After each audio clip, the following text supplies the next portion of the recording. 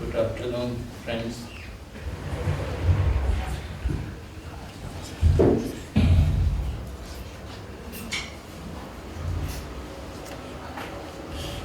Welcome to Dharamshala. Dharamshala was a very beautiful place.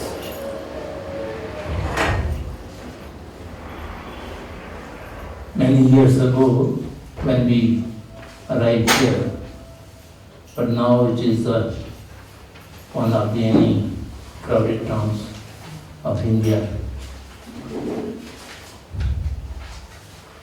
I have been asked to interact with you this afternoon on a very difficult subject. I don't know how we can interact meaningfully because I have several limitations. The first limitation is my inadequate knowledge of English language, which is our medium of communication. And secondly, most of you I am meeting for the first time, so I do not have intimacy or knowing your interests or your aspiration, what kind of topic you would like to listen. It may be something repetitive which you already know, or something very abstract you may not be able to comprehend in a short period of time. So this kind of dialogue among the strangers at many times proves useless. Nevertheless, we will try. And the third limitation and most difficult for me this afternoon is the topic you have choosing. I was just asking who have chosen this topic, and I was told that this is your wish, the participants' wish. And it says mindfulness, integrative medical practice. That's one, the mind and body connection. And your posters outside also, there's a Tibetan word, Samdhong Lujin Diltu. And then the Tibetan word is Samdhong Lujin Diltu. Appears to be something very subtle and also complicated. The first sentence, mindfulness. I don't know what you mean by mindfulness, because mindfulness is a very commonly used these days in the Western countries. Particularly, the meditation masters use it quite often. Now there is many ready-made courses for mindful meditation. And if we look into the connotation of mindfulness in depth, the what is in usage in the West today is quite different from what the traditional Buddhists meant about it.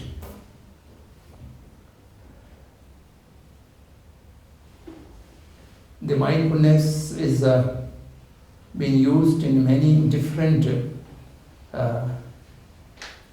contexts with a different meaning.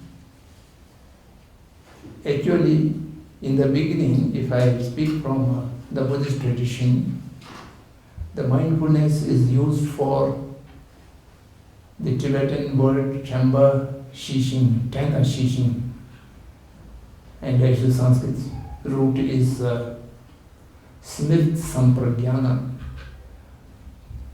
Two mind matter faculties working together as a conscious watchfulness for a meditative state you are practicing a concentrated meditation, there are many obstacles may occur, and if obstacles occur, disturbances occur, you have to act very promptly and very swiftly, and the obstacles should not allow to remain for a long time in the process of meditation.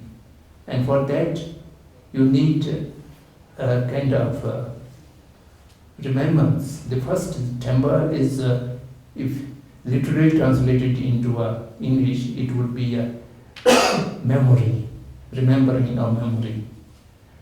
And then the second, sampragyana, if you translate it word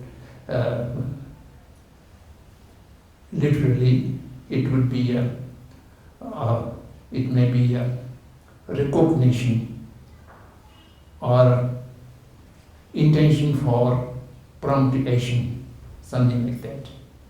And these two watchful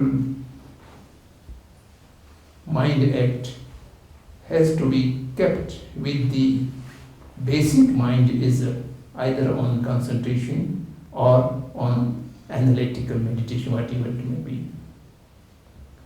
So this watchful mind looks to the basic meditative mind, whether there is any hindrance such as sinking, dullness, or scattered or agitation. There are two basic opponents of meditation. Stability of mind is either it becomes dull and sink into the objects or the unclarity of the objects, or it is scattered, distracted by other mind, by other things. So both of these are the two opponents of the good meditation.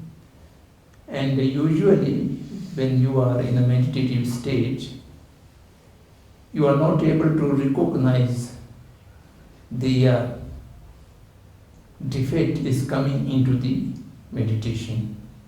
So when you recognize it, it might be quite late. It may be 3-4 minutes after only you. So therefore you need a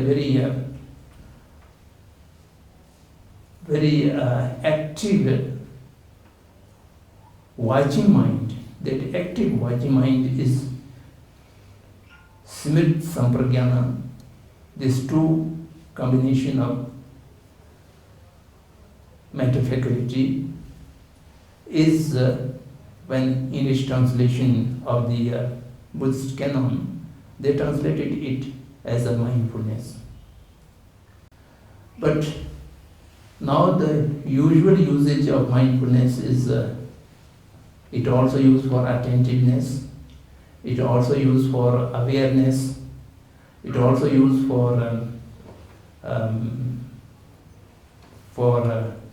a kind of attention or concentration in many contexts, in many different ways.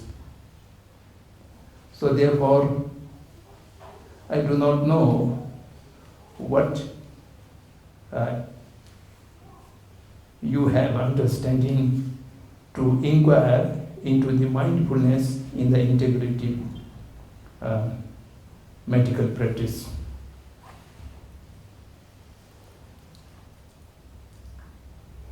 Many other contexts and occasions, the mindfulness is used for attentive and particularly if you go into the talks and writings of recent philosopher J. Krishnamurti, he used mindfulness is always the observation, choiceless observation.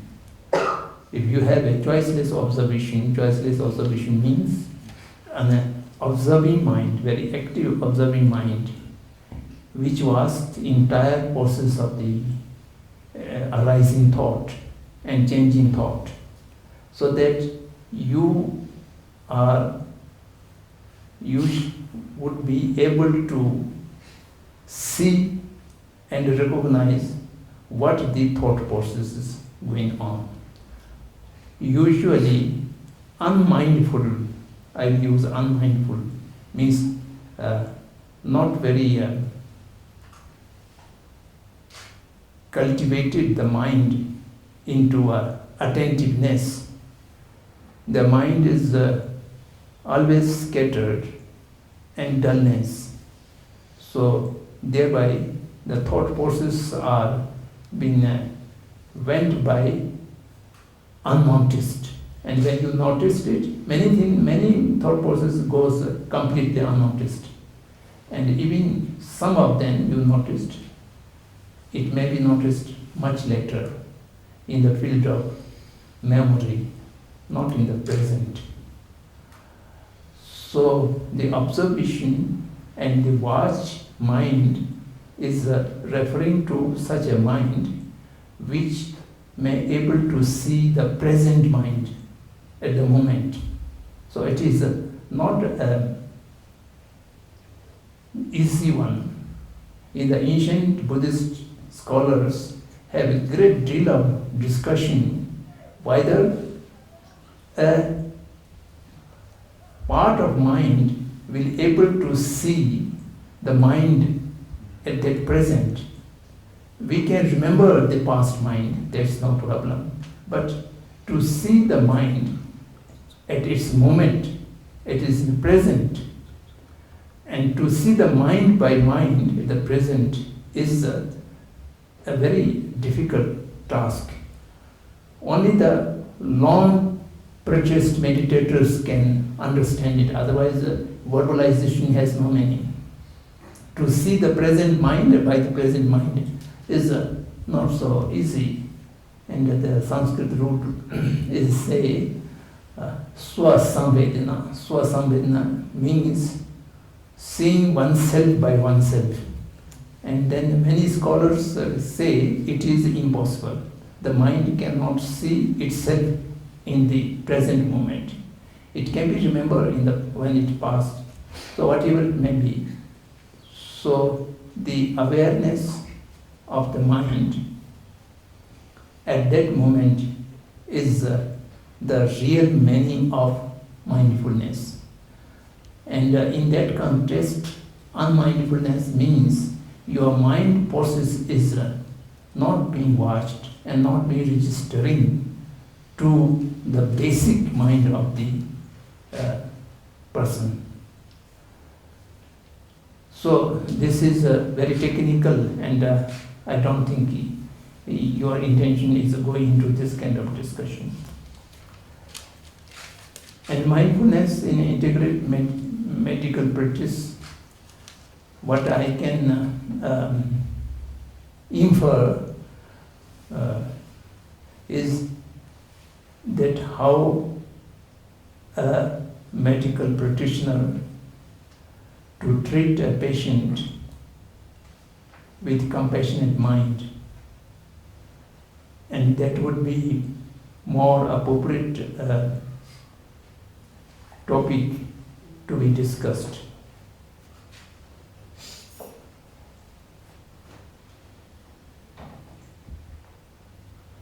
In the present day, the Western package of meditation of mindfulness is mostly how to bring a relaxation to the stressed mind.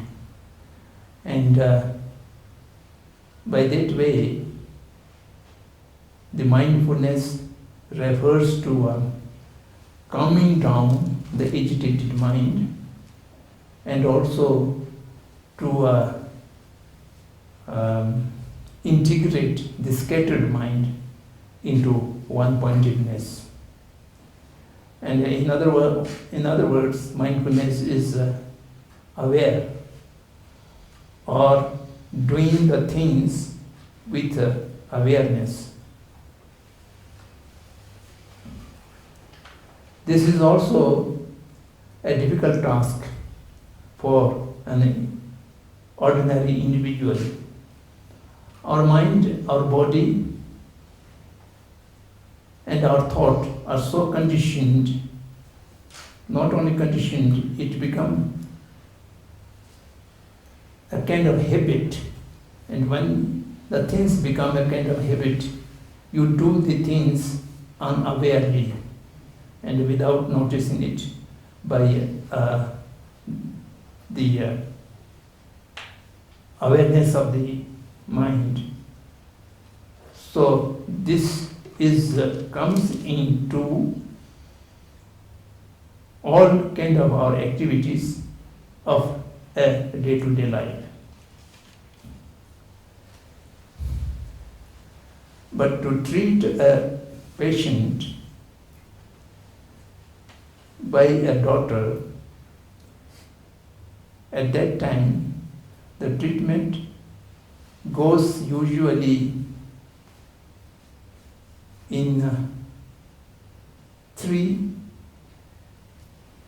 consecutive stages. The first stage is to examine the patient and diagnose what is the disease. And when diagnosing what is the disease, then the need of searching the cause of disease.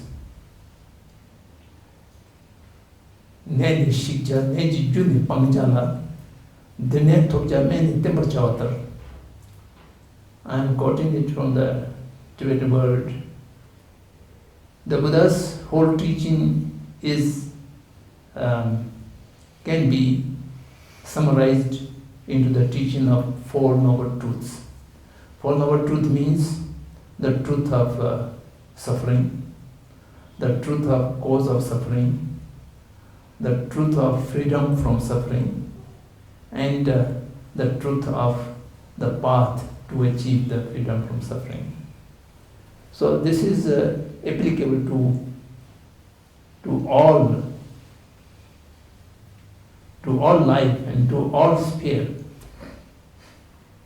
All living beings are equal. They don't want pain or suffering. They want happiness or peace. But they do not know how to eradicate the suffering and how to achieve the freedom. So treatment of a patient is also similarly. Some patients do not recognize the disease as disease, then he or she may not go to doctor, not care about it. And recognize the pain as a pain, then the patient may go to the doctor. And the doctor's first work is to find out what is the disease. And then thereafter, what is the cause of disease. And then you find the cause of disease, then what is the antidote of that cause? What kind of medicine can remove that cause? Suppress of symptom is not a treatment. The treatment means to achieve a cure. To achieve the cure, you have to remove the cause of the disease. And unless you recognize what is the cause and what is the antidote of that cause, which medicine or which treatment will be able to eradicate the cause. And when the cause is removed, the symptom will go automatically. And then after the recognition of the disease, diagnosis of the disease, then prescription of the medicine or any other kind of treatment.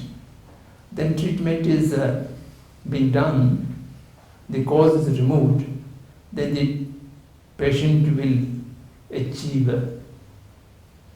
the cure, the freedom from the disease. So unless and until the doctor and the patient both are aware of the entire process. It goes by habitual or by a kind of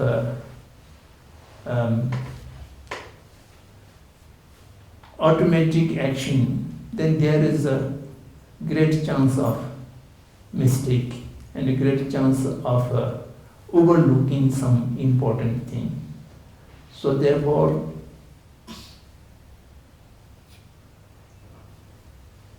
the treatment of a patient by a good doctor needs a great deal of attentiveness and concentration of the not only the doctor, also the patient, to listen to the doctor and have a good relationship and good communication also. Last 2-3 years, I am visiting so many hospitals. I was unwell for a long time, and I have a lot of friends in the medical community, and all friends take me different places and different doctors to make so many examinations. I jokingly told them that you make my body as your field of experiment.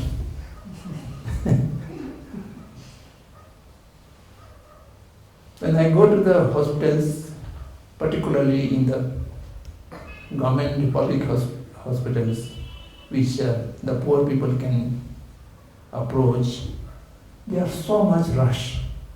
One doctor has to attend hundreds of patients, and then there is a hurry, and there is a long queue, and the doctors has to do the things so quickly, as quick as possible, in order to finish the OPD, so-called outdoor patients.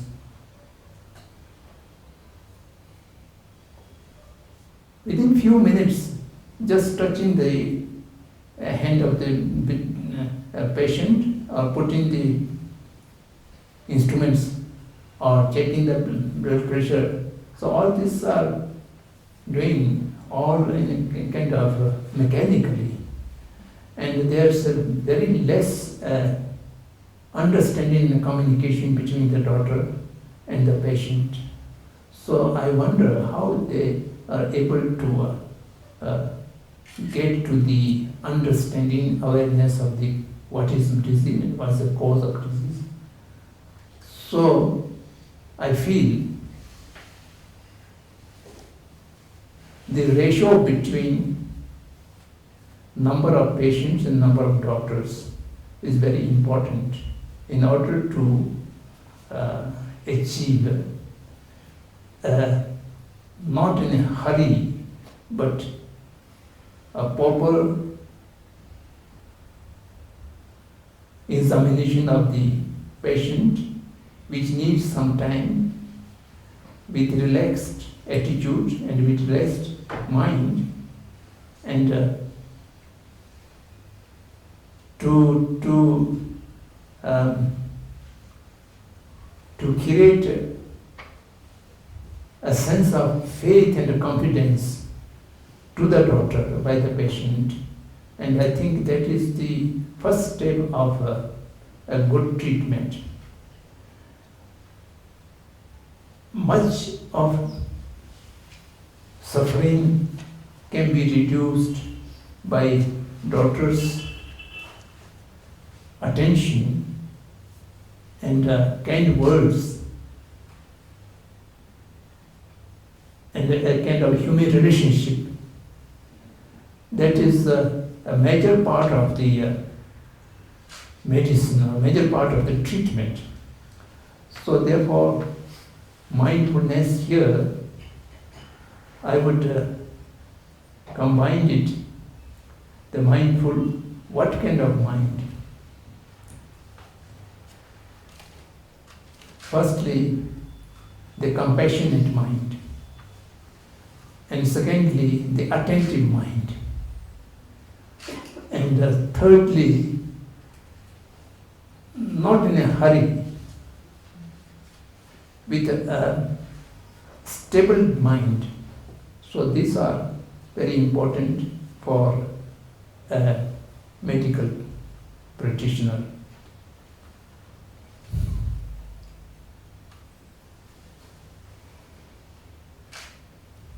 Mohandas Karamchand Gandhi. Now we usually know the Mahatma Gandhi. He was a great spiritual practitioner, and he was a kind of saint. Unfortunately, he had to work in the politics field due to liberation of India. And he wrote a book which is entitled as Hind Swaraj. I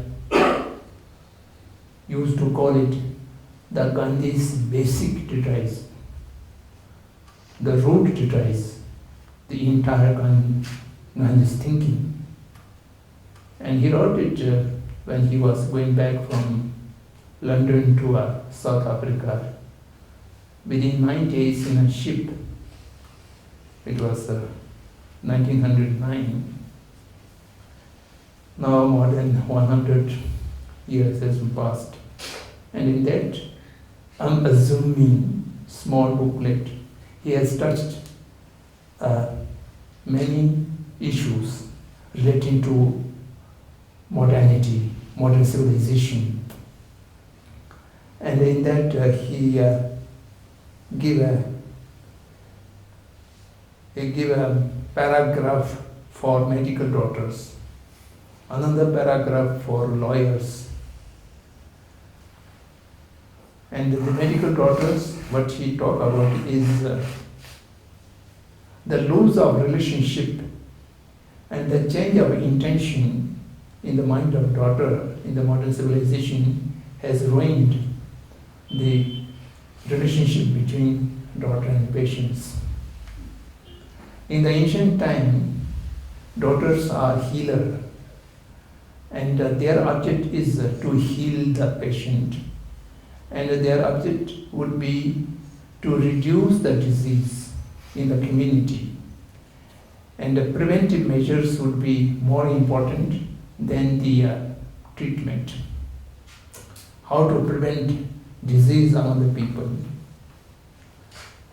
And then treatment is not a kind of livelihood for the healers. They heal the people out of compassion, and the society give back a kind of livelihood to the daughters as well to survive them. And actually it is not a trade, not a business. And today the profession of doctors have become to earn the money, and it is become a trade. And if there's no patient, the doctors may not survive. They need patients, and the hospitals need to be full of patients, and otherwise the hospital will be closed, and the doctors cannot be paid, and they will not be able to survive. And in this context, the preventive measure become unimportant, because the market is patients. To improve the market for the medical practitioners, they need large number of patients, and as many patients come to the hospital will earn more profit, and they earn more profit, they can do more facilities, and thereby then the poor people, needy people who have no money cannot reach to the good treatment and good doctors, so on and so forth. So this point I use here as the daughters have become unmindful of their basic responsibility for cure the patient, whether he earns or whether he cannot earn from that. All rich and poor patients need to be treated as equal, and they should give equal attention, and that is basic mindfulness which is necessary for a medical practitioner. I know several cases in the big hospitals in India, like Apollo and other hospitals. Many patients could not get treatment or operation in time because they are not able to deposit the money. It's a huge sum, and the poor people cannot deposit the money. And in the process of arranging money, the patient dies. And there are many, I personally know there are many cases like that. So the question is, the owner of the hospital, the doctors are mostly paid employees, and the hospitals are owned by multinational companies or some big industries. Because it is, unfortunately, the medical treatment is also become an industry, health industry or medical industry. So whatever is becoming industry, that means it is for the capital owner. It's not for the common people. If you have unadjustable money, then you may able to do to get all the treatments. Otherwise, so the mindfulness goes to the trade, and mindfulness to the patient is completely disappeared. So by this way, the compassionate mind and concern for the suffering of the patient, whosoever it may be, and a determination to treat that patient, whether he or she able to pay the required fee or not able to pay the required fee. In any case, the treatment must be given. This kind of mindset is necessary as mindfulness in the integrative medical practice. And integrative, I don't know what is the terminology, but I think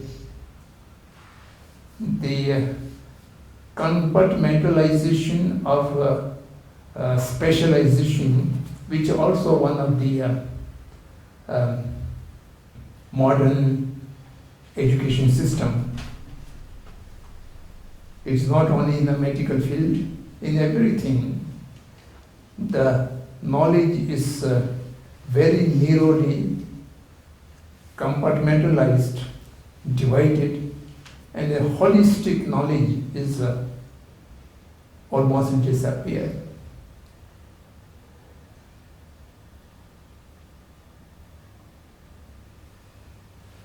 Apart from that,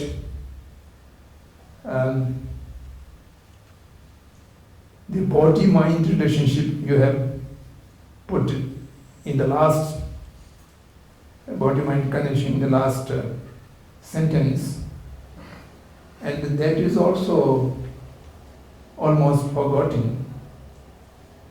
So therefore, a particular pain or a particular defect on a particular part of the body, and which is treated by a compartmentalized specialization, that also at many times of risk.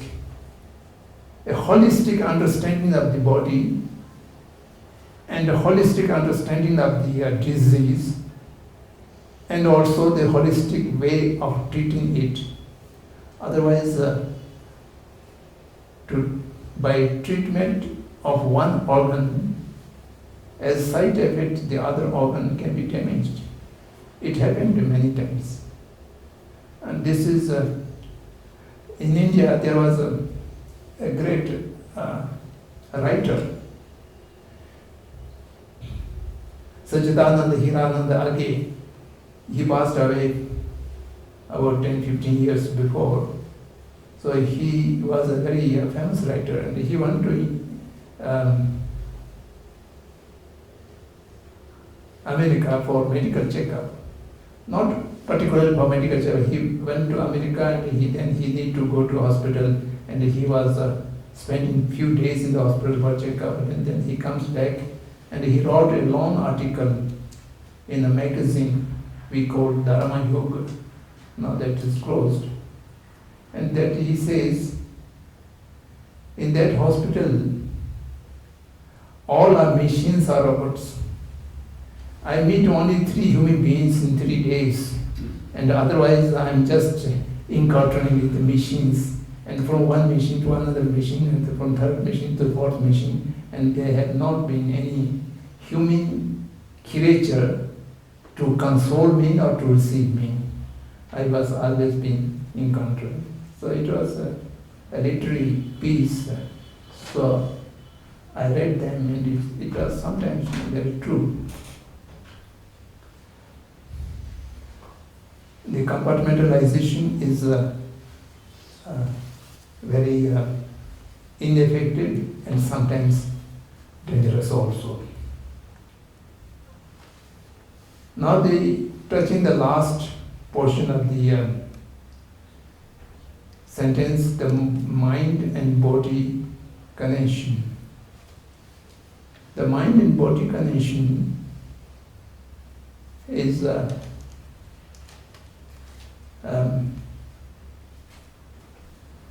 difficult subject. To understanding of mind is very different. What the Buddhist people call the mind and what the modern science people call the mind is entirely, the same word is used, but the meaning is entirely different. So therefore,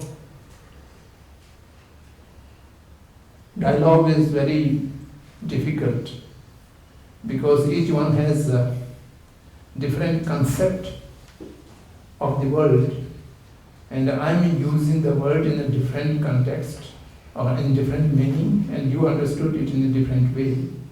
So therefore, unless we define what we mean the word mind and what we mean the word the body,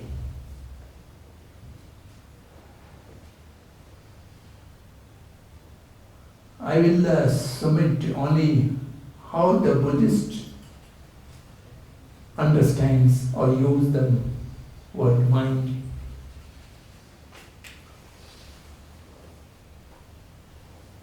In the Buddhist concept,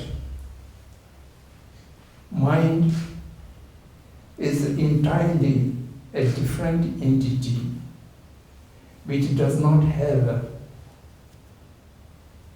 any form, any tangible form. It is a kind of energy which does not have a beginning, which does not have an end. It always continues itself. The present life's mind is a continuity of the past life's mind. And this present life's mind will go after death, after disintegrating from the present body. It will take some other body and it will go into the next life. The energy of knowing, the energy of clarity has no beginning, no end, and it will, although it's changing momentarily, each moment it is changing, but each moment it creates the next generation, the next continuum, and it goes endlessly. Even you achieve the freedom, you achieve the Buddha nature, Buddhahood, still the continuity of the present mind will be there. No beginning, no end. The brain, the body, the sensory organs, all are a kind of vehicle which are to be used by that energy of knowing. When you born as a person in a particular life, in this life we born as a human being in a human body. The meeting of two seeds from the father and mother, the meeting of these two seeds, at that moment, a consciousness, a stream of consciousness, which is roaming in the intermediate state. Intermediate state means the past life and future life. In between there is intermediate state. In intermediate state, that gets into the two seed. From the force of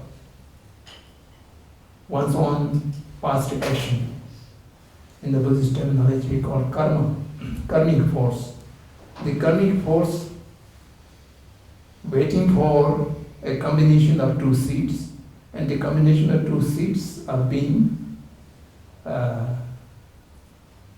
energized by that consciousness, and it get into, and then this become inseparable, related, till it comes to the death.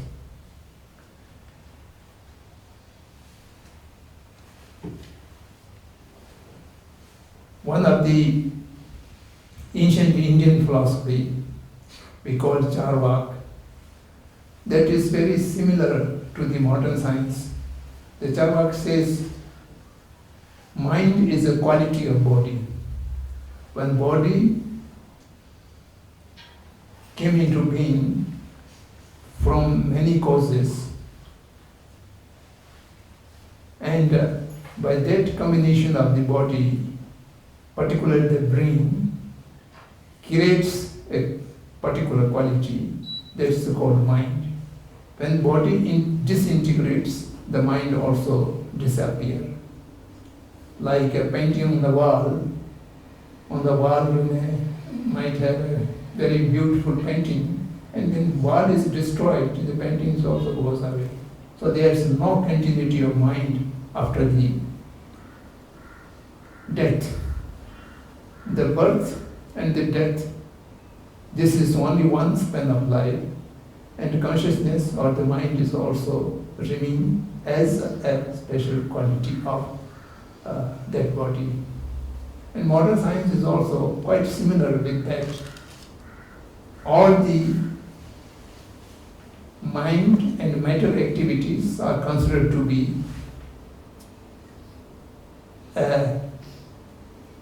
an act of brain cells. And if the brain cells are dying or no more there, the mind is also come to an end. So that is the basic difference between the modern outlook and the ancient Indian philosophies, or particularly Buddhism. The Buddhist viewpoint is that the mind is coming from the past life, and it entered and integrated into a present life, which is being created. For example, a man being created by the parents, or for example, bird also created by the parents in the shape of an egg, and the consciousness goes into the egg, and then it slowly grows, and then this body integrates, then the mind goes to the next life. So the connection between body and the mind is the wave of, or the current of past lives good act or bad act, whatever it may be. So that makes the connection and the bondage, because you cannot separate mind from the body by your sweet will. Unless the death comes, it will not go to, relationship can come to an end or the cease the relationship. The body is also created the same karmic force by which your mind is being related to the present body.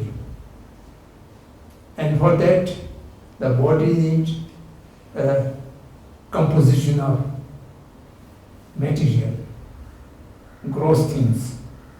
And for that, you have 4 elements, 4 basic elements, whatever the forms, tangible forms exist in this world, they are a combination of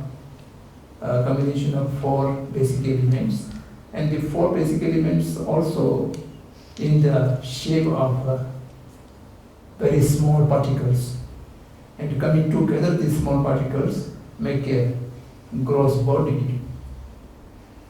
And the dichotomy is all the 4 particles, all the 4 elements by which the body is composed are basically opposition to each other. The fire, the water, the air and the earth, they are not supplementary to each other by nature. If you put fire, if you put water on the fire will be extinguished, will die. Or the fire is more powerful, the water will be evaporated, boiled or goes away. And the earth is solid, and the wind is very mobile. And it's also, if the wind is more powerful, the earth might be blown up. Or if the earth is more powerful, the wind can be blocked. So this kind of opposite things working supplementary with each other, and which makes our body. And this is really very wonderful. And how this become possible? It become possible because of our past life's deeds, the karmic force, which the karma has all the potential to create a beautiful body which are composite of all the different and contradicting elements. And the contradicting elements have become in your body supplementary with each other, and which sustains each other. And the real sustentation is by the mind. As long as the mind owns the body is functional and body is life. The mind goes away from this body, then body is a dead body, and it immediately disintegrates. And you cannot keep a dead body without any chemical for a number of days. It will decay, it will smell, or it will rotting. While in the lifetime, this body is not rotting because it is being owned or being controlled or being managed by the mind. And the mind has pervasive ownership or controlling the body, because any part of your body, the hair and the nails, when it grow long, then it goes away from your mind. You cut your hair, there's no pain. You cut your nails, there's no pain. But you cut your fingers, you immediately feel the pain, because the mind-body relationship is there.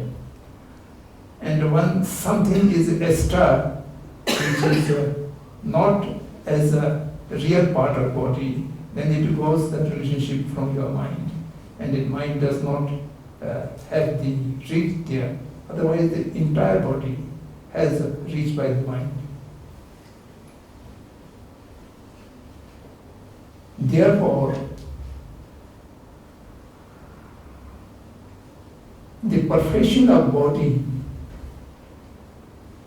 or the freedom from disease of the body is largely depend on the mindset.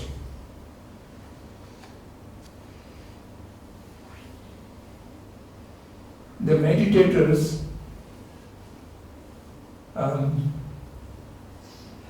can control many diseases without any medicine. Only the mind controlling our mindset can cure. In the 17th century, there was a great scholar, Charitable,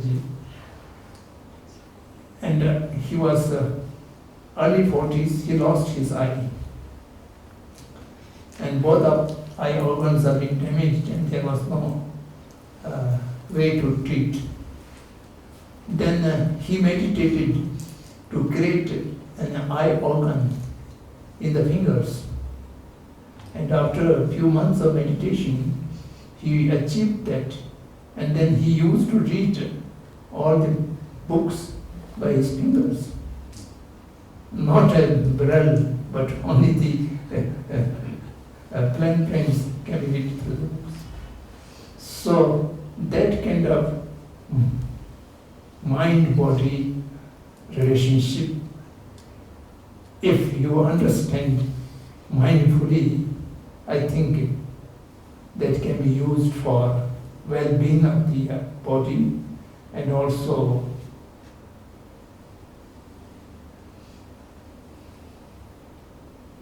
getting freedom from many kind of disease.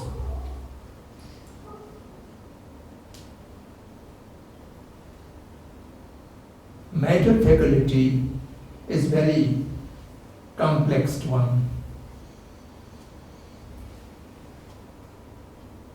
According to a Buddhist Abhidhamma, our ordinary person's matter faculty is categorized in 52 categories, which includes feeling, recognition,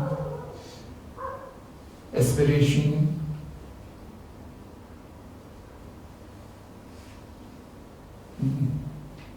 development, excretions, emotions.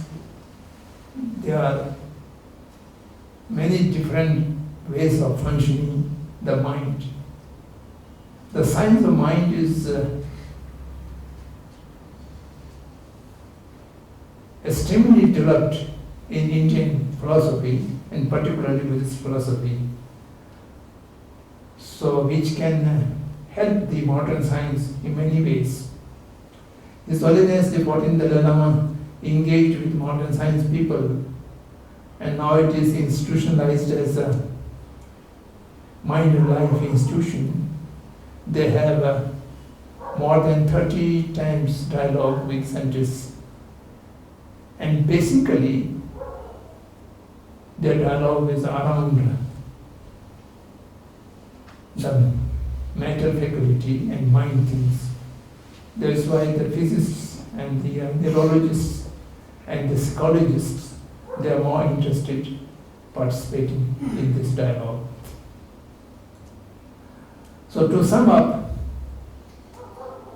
I would say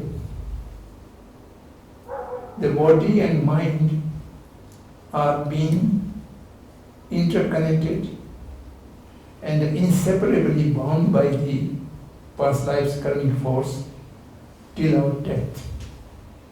And therefore, without changing the mindset, many of bodily disease may not be completely cured, and vice versa, the body is not cared for, the body is not kept in its regularity or in its balance of all its components, then it will affect the mind as well. So the relationship is very subtle and very close, and which can affect each other very forcefully and very effectively.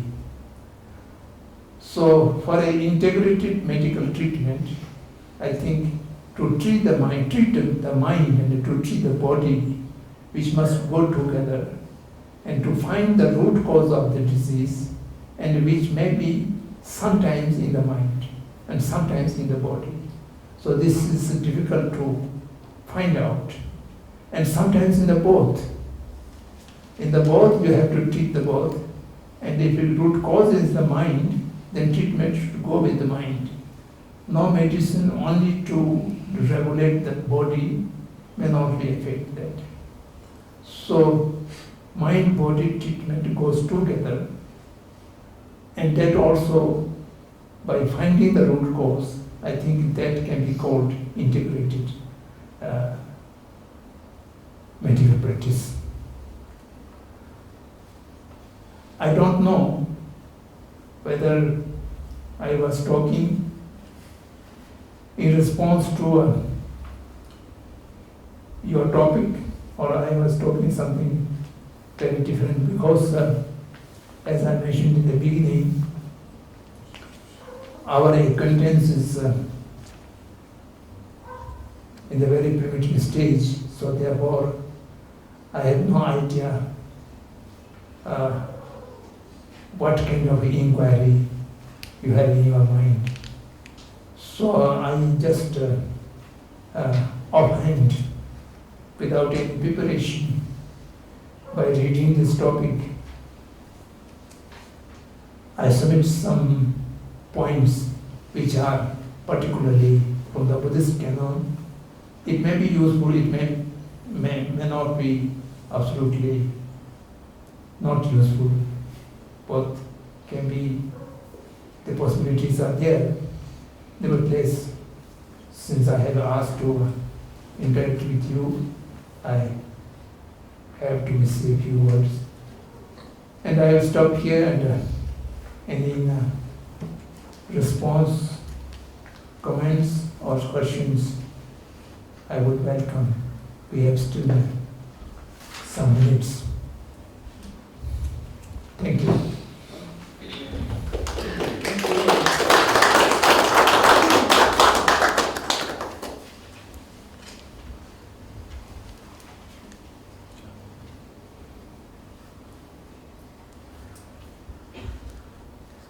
I have a question. Yes.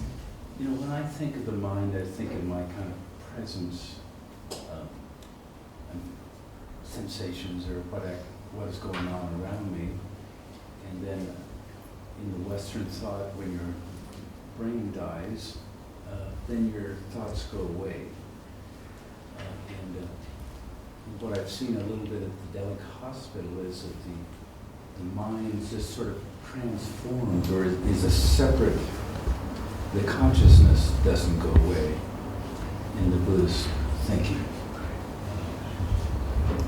We've had some monks who died in the hospital, and there's chanting that will go on for several days, as if there's some preparation of movement. But I might be totally off base. I have a feeling you're talking about a different sort of consciousness than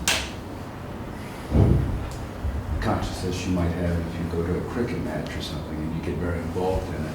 And that's just a sense of the present.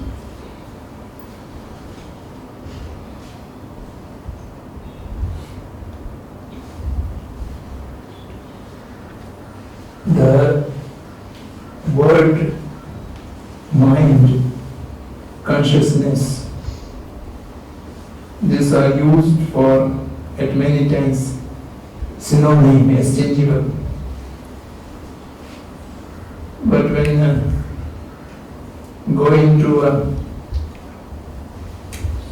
certain discipline, such as modern psychology, they would differentiate mind and consciousness, and they may talk about mind also, conscious mind, subconscious mind, and unconscious mind. And similarly, the Buddhist people will divide mind, gross mind, little subtle mind, and the subtlest mind. And subtlest mind is called as the inner consciousness, which does not function during our lifetime. It only functions in the time of transition. Transition means from this life to next life. Then the subtle consciousness comes out, and the continuum is only in the subtle consciousness, which does not need a physical organ. It only needs a matter organ. Matter organ can carry that subtle mind. So all the sensory mind, which are dependent on physical organ, when the physical organ damages, the eye consciousness can be functioning as long as your eye organ is intact. Then your eye organ is damaged, the eye consciousness is also come to an end, and there will be no continue. Similarly, the ear, the nose, the tongue, or the body, the five sensory consciousness or sensory mind is entirely dependent on the physical organ, and the physical organ gives certain energy, and that is the vehicle of the consciousness. But that consciousness is arising from the basic consciousness. Basic consciousness means the continuing consciousness. When you enter into death, the meditation practitioners, when they seize all the gross mind, all the sensory mind, and all the thought process, then everything comes back to the inner subtle consciousness, which is to be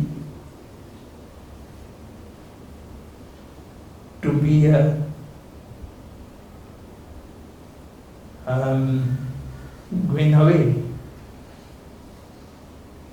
to be transmoved from one body to another body. And at that time,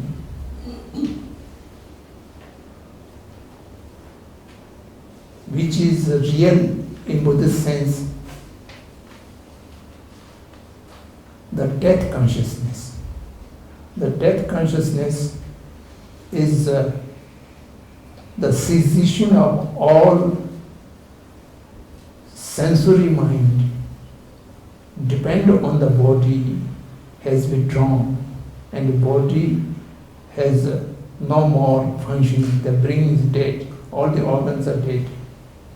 That subtle consciousness has a choice whether that subtle consciousness goes away immediately or it goes away after some time. So that is called death samadhi, meditating on the death itself. So therefore, in my life, I have the evident one of my senior friend, the Gaden Chiba Nosangima, who used to be my one hostel in Tibetan monastery, and he remained that death samadhi for 21 days. And after 21 days, they have to pray or give up the body. And His Holiness, the senior tutor, Delek Rinpoche, who remained in that samadhi for 13 days. And I had the chance to see Rinpoche's body in Dharamshala on the 9th day. He passed away 9th day before, and I was able to reach here on the 9th day. And the 9th day, when I see this body, only he is not speaking, he is not breathing, otherwise the whole body is entirely fresh and as the same during his lifetime. So now scientists are trying to find out something. The instruments have been lying in the Delek hospital, and whenever we find someone is in the death samadhi, we send those instruments and put to their head. But I don't know what are the results. But it is evident that after dying, all the gross level mind and all the function of the body is come to the end. Still, the subtle consciousness means the person individual who was in that body can remain in that body for a number of days according to his or her own will. So that is a kind of evidence that only the gross mind, which we know is not only the mind, there is something else also exists. Maybe scientific research might find after some time what is. At this moment, nobody knows about it.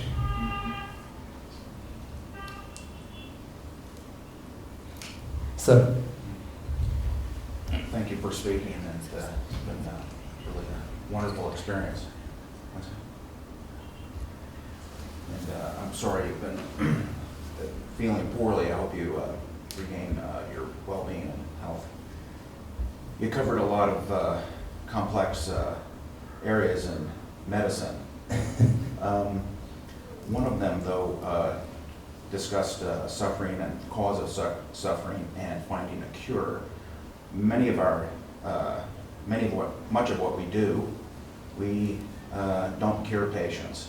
We try to help them through a healing process and an acceptance of their illness and to improve their well-being. At Ochsner, we've been working with a group looking at the relationship between patients and doctors and trying to improve upon that to help with patient healing and the patient-doctor relationship through empathy. But I'm coming to understand also that doctors get healed by their patients. It's a reciprocal relationship. And it's not that the doctors necessarily have an illness that needs to be cured, but we get a lot more out of the doctor-patient relationship than a paycheck that you had referred to, or maybe Gandhi had referred to. Do you mind speaking about that relationship? It's complex. Doctor-patient relationship is not different from the basic human relationship.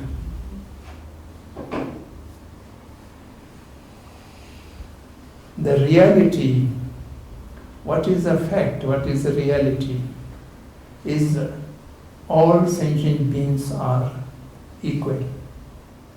There's no superior, there's no inferior.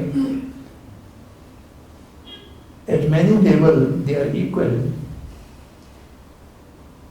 because each one of the sentient beings are looking for peace and happiness and not wanting pain and suffering. So there's no difference. And on that basis, a relationship between two sentient beings must be on the equal level. And here equal level means each one has some kind of loving kindness, compassion and respect to all other sentient beings. And that is not present in our distorted mindset at this moment. So we relate only few slated sentient beings, and many other sentient beings we just ignore and we do not relate to them. So thereby our relation become a partial. Not only partial, our relationship become self-centered. I relate to my brother, or I relate to my wife or my family, not compassion for them, but I have a self-desire. I must be secure, I must be in well-being, I must be looked after, I must have some company. And from that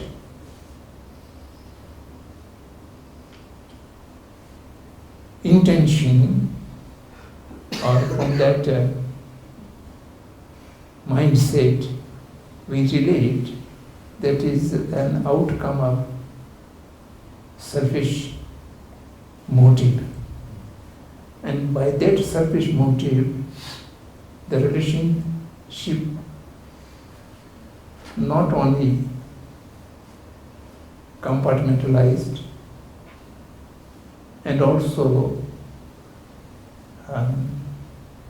polluted. It's not pure, because we are not keeping both sides as equal.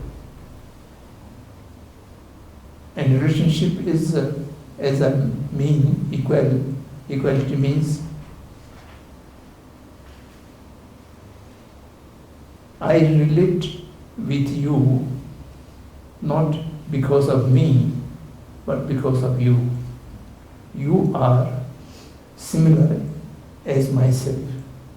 So as much as I respect to myself, I must respect to the other. And as much I love to myself, I must love the other. Because the me and the other has no basis to differentiate. These are all equal. So on this basis, if our mind can be developed on that level, then our relationship with other sentient beings have become pervasive and equal to everyone. Of course, the time and space is the limitation. In spite of my mindset is for all sentient beings, but I will not be able to reach to all sentient beings. I can only reach to surrounding the locality. And my relationship and my expression of love to them is my expression of love to all sentient beings. So by this way, the immediate people, how we can relate to immediate people, by daughter to a patient, by father to a son, by son to a father. There is an immediate access accessibility to relate, and we have to relate. But that relationship, the mindset of that relationship must be applicable to all sentient beings without any discrimination. As long as there is a discrimination, that means we have some hidden agenda. So that's the problem. And here also, my habit is to quote Gandhi again and over again. Gandhi have written a small book, another book, India, My Dream. And he discussed in nationalism. And he is not in favor of nationalism. And then he was asked, he put his own question, then why you are working for India? And why you are working for the well-being of the Indian people? Then he says, I can reach only to them. And my intention is not only for India. My intention is to free the entire sentient being. But that is the English proverb, think globally and act locally. Because we can only reach to the local. And our expression would be to the immediate people who are accessible. But our intention and our mindset would be pervasive to all sentient beings. And on that basis, then we only can think of a perfect relationship, which is not polluted by self-interest. I don't know.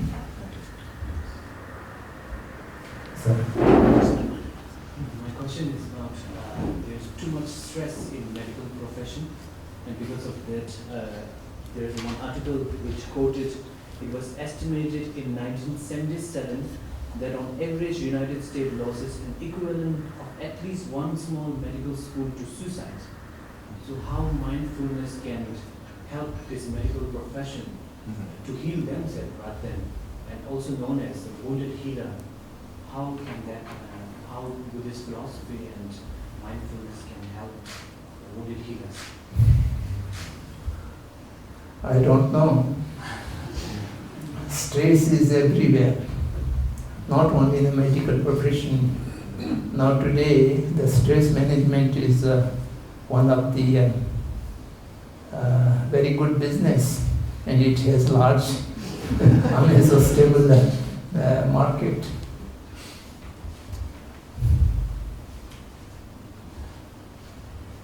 Stressful is bound to be there as long as we are conditioned. And particularly today, the entire world is suffering from stress. In the course of engineering, in the course of management science, or in the course of any other discipline, near the examination or after the examination, we hear many cases of suicide. This is not only in the medical student, it is happening to everywhere. The basic cause of the stress of today is we are being conditioned to forget ourselves, and we always do comparison, and which leads to the competition. Comparison and competition is the root cause of so-called stress. You have to reach before someone else reaches there, so therefore you are always in a hurry. You shall have to be the first in the examination result, defeating all other competitors. So competition means self-winning and defeat the other. Wherever there is an intention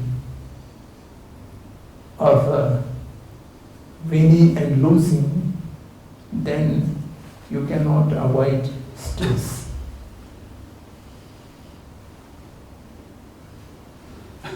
This is world phenomenon during last around 200 years, 250 years at maximum. Science and technology has grown very rapidly. The growth is so powerful, and by that way the humanity has a capacity to produce commodities or goods much more than what the human need. And by production of more commodity than the need, then the question of market arises and consumerism arises. And in the ancient time, the traditional civilization, we use the things. Today we are consumer things, not using. And using is to fulfill a purpose. Consuming means there's no purpose, but you have to consume them because the market has to be sustained. And it is very unfortunate of today. All business needs a market, and there's a large number of weapon industry that produce weapon, and to maintain the market of weapon, you need war, a possibility of war, you need terrorism. Unless and until the weapon industry is stopped, you will not be able to stop any kind of war, conflict or terrorism. Today the terrorism is the talk of the day. Everybody talk about how to face the menace of terrorism. You will never be able to stop the terrorism by counter-terrorism, by counter-violence. The violence shall have to be reduced by non-violence. And that is forgotten. A fire cannot be extinguished by putting more fire. You have to put some opposite nature of fire. Then you will.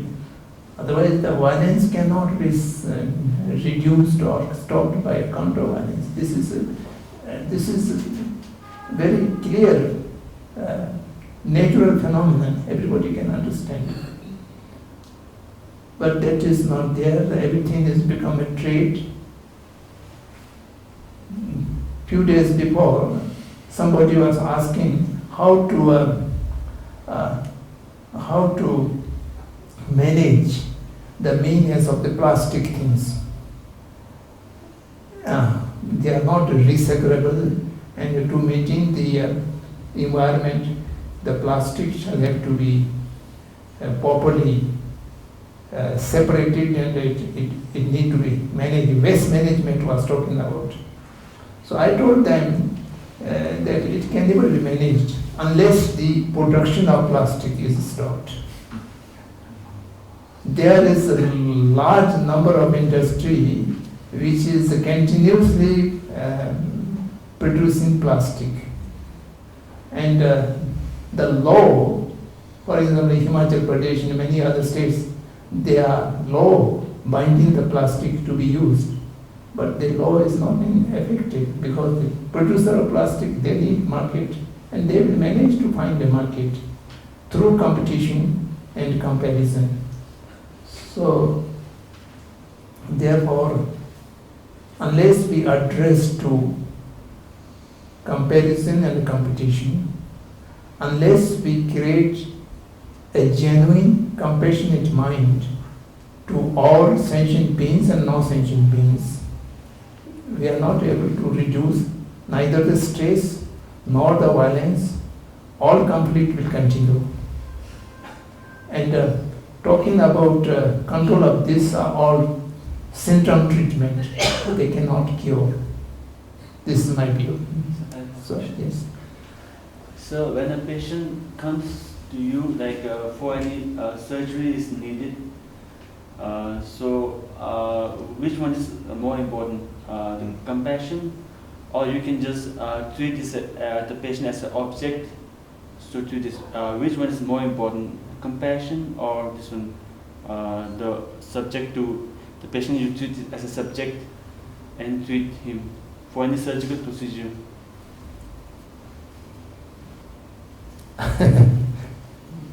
don't know. The daughters may know it better. Without compassion, we just use the instruments and cut the patient. Then there will be no difference between cutting your fruits or vegetable and making operation of patient. For you, both of them are something object to be dealt with. And in that case, I don't think it will give a satisfactory result. You may be very efficient in your profession and you do a very perfect operation. In spite of that, without having a compassionate mind, you cannot relate with the patient, and without relating with the patient, your job may be how much perfect, it may not give the due result which is expected. And I think that can be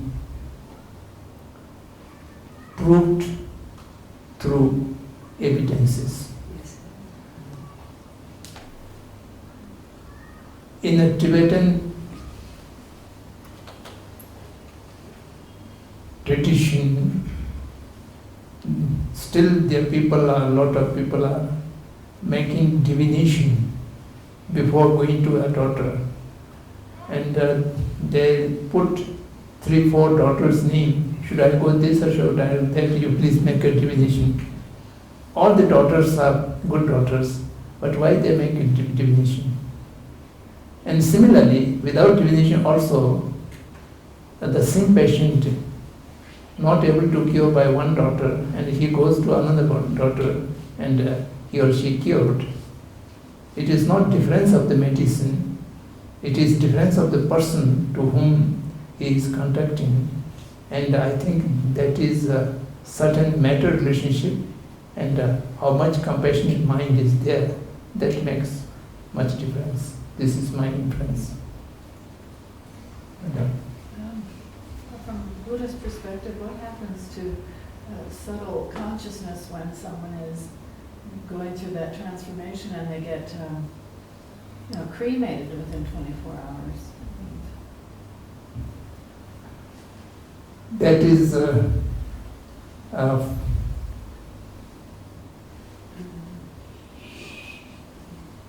going out by force. Actually, the death has forces. The natural death by disease or by old age, the natural death, the beginning of the death process and the end of the death process depend on individual's body system. Some people take 3-4 hours to go to the end of the death.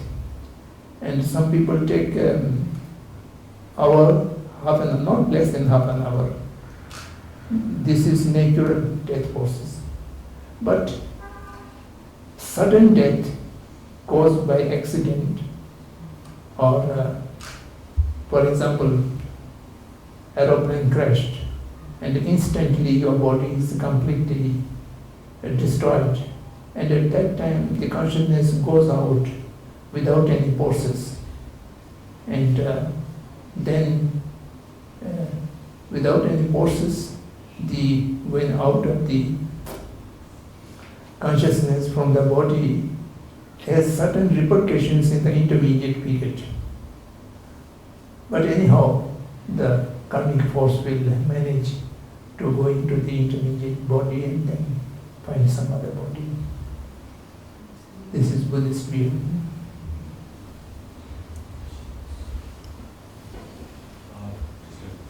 While treating psychiatric patients, sometimes we have to listen to their stories. For me personally, when I did my psychiatric posting in my medical college, it was like mentally exhausting for me. I don't know whether it's for others or not, because patients come, they talk about their grief, you listen to them, and then you try to empathize with them to find out a solution or something, to do proper counseling, and then you are able to do something. And then what happens, they leave and another patient comes, and again you listen to their grief and their stories.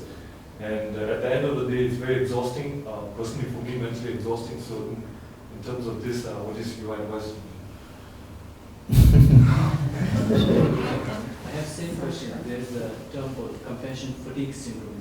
There's one article, so maybe combine and maybe.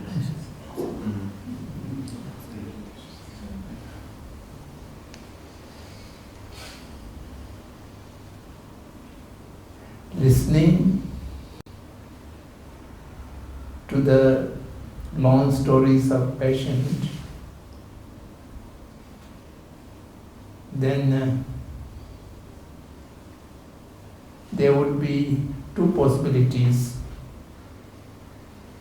As much as you listen to the story of the patient, you become more sympathetic and understanding the problem of the patient. By understanding the problem of the patient, you have more concern for that patient, more compassion for that patient. And in that case, you will not feel exhausted. You will feel more satisfying. I was able to at least listen to his or her problem, and I was able to give some counsel to the patient, and it maybe give some relief, and that relief is also a cause of satisfying and relief to myself. So the patient and the doctor have a understanding of their equality and respecting for the equality, then I think this will be not exhausting. By listening to the patient, their relevant or irrelevant stories which get irritation. Give you irritation means you have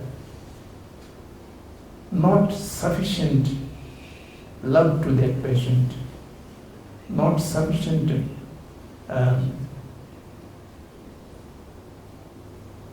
care for that patient. That's why you feel irritated. I can give practical examples. You listening to a very disturbing story from someone which is very near to you.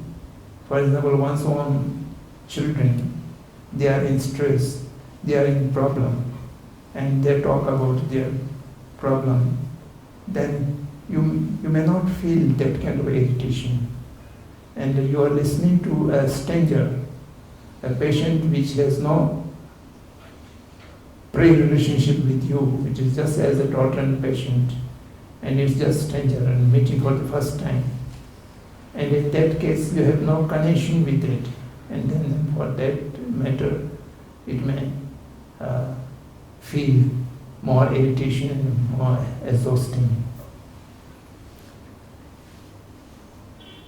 The Bodhisattvas who are concerned for entire sentient beings suffering, and they are determined to remove the suffering of the entire sentient beings, but they are not feel any exhausting.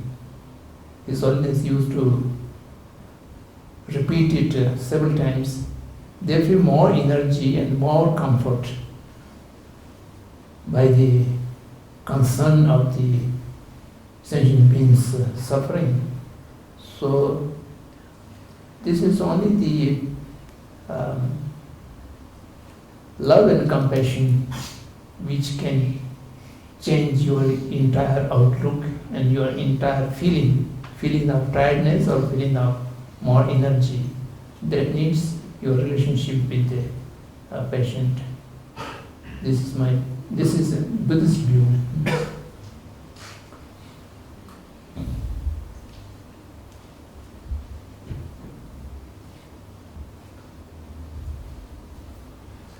I think, sorry.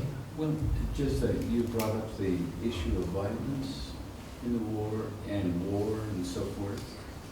And I'm a little discouraged by our species, or at least the male gender of our species, ever being able to be non-violent. I think violence occurred, well, since history began. There's been cruelty in Stone Age times, studies of Stone Age populations. The murder rate was quite high. Obviously I think Buddhism would be one solution to reach something inside each man, perhaps to relieve him of his violence. But I'm just a little discouraged, you know. I mean, you see that the human species can kind of pull it out.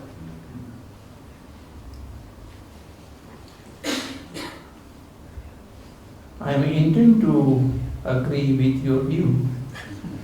The situation of the world as of today, the human species may not be survive for a long time. We have many great challenges, and the first challenge is disparity among the rich and poor, and which leads to conflict and violence. The second challenge is increase of violence, as I mentioned before. The third challenge is environmental degradation, the excessive misuse of the natural resources. Now the entire glaciers are reducing, and the global warming and the damage to the ozone layer, so on and so forth, which are very, very dangerous to the entire sentient beings living on this planet Earth. And then finally, thousands of years, humanity consider the spirituality, the religion, is the remedy to all problems. Today religions are disappeared, and only the names and the institutions are survived. They also become a cause of conflict, even war. Today there are many countries fighting inside due to division between the religious traditions or religious sects. So these challenges are really very great challenge. Yes, the violence was right from the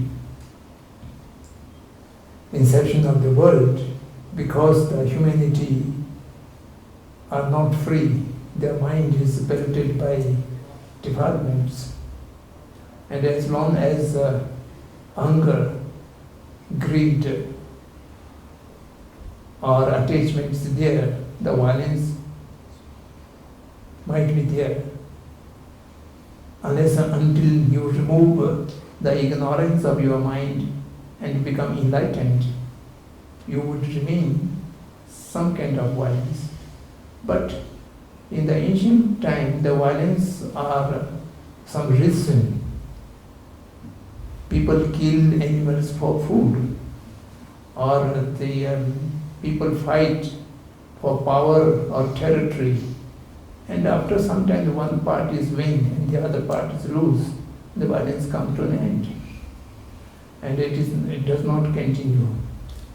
I jokingly used to say the legendary war of Mahabharata concluded in 18 days, and the war in the Vietnam in the recent time longer for 18 years, and that their symbol, because the Vietnam War was lingered only to consume the weapon. Otherwise, if they wish to win, they can win in 24 hours, like in World War II. And if they wish to withdraw, they can withdraw at any time. But the withdrawn, winning or losing was not an objective. To sustain the consumption of weapon is the basic objective. So today the violence is reached into a trade and a business. That's why the violence become more dangerous than before. If anybody win, that is not the end of the violence. If anybody lose, that's also not the end of the violence. The violence will remain as long as the weapon industry remains. So the market system, the consumerism, and the production, all these are related to each other. So therefore the scenario is not very encouraging. And particularly the environmental degradation is the human greatest violence to the nature. And the nature is also reciprocating. So I don't know how it will go after 20 years or after 30 years. Some of my friends says to me that don't worry, in our lifetime nothing will be happening. So that is easier way to escape. Yes. Otherwise, if you go into the reality of the ground, this situation is not so encouraging. I think the time is up. I think due to a limited time, I think we have to bring this discussion to an end. On behalf of all of us, we would like to request Dr. Desela to present a white scarf, ceremonial white scarf, to say thank you from all of us. Thank you.